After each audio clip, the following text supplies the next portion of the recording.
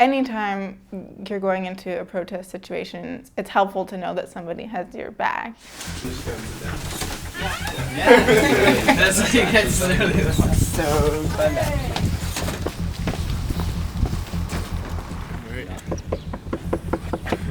I was a first-year law student at Harvard right around the time that the fossil fuel divestment movement was taking off. Hi, this is Ben Frana from Divest Harvard. I'm calling because there's a student protest for fossil fuel divestment happening right now. There's a very active group of which I became part, trying to get the university to take their endowments out of funding fossil fuel companies. And they just did not want to even talk about it. I need that door wide open as well as the stairs.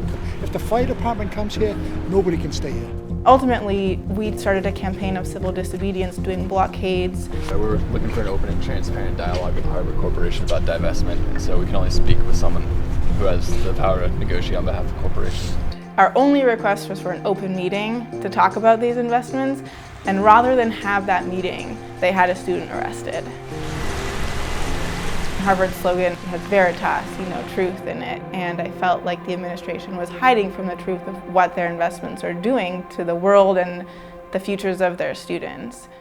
Allison, Ted, and I all met through the fossil fuel divestment activism at Harvard. And when nothing else was working, we got together and started to talk about litigation.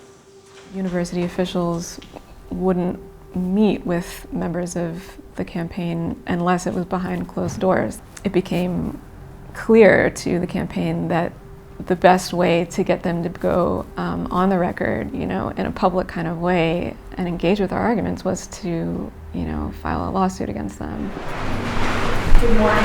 I'm Justice Seifert. To my right is Justice Granger. Our first case is Harvard Climate Justice Coalition and Others versus Harvard Corporation and Others, 2015 P0905. No judge wants their courtroom to just be used as, a stage for theater.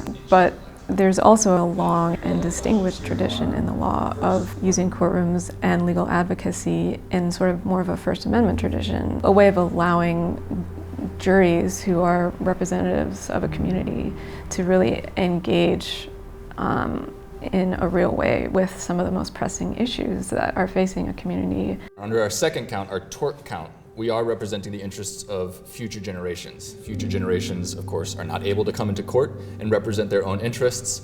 And in the special circumstances of climate change, where these injuries are far from speculative, they're severe and certain, we think that there must be some judicial flexibility to allow their interests to be heard before the court.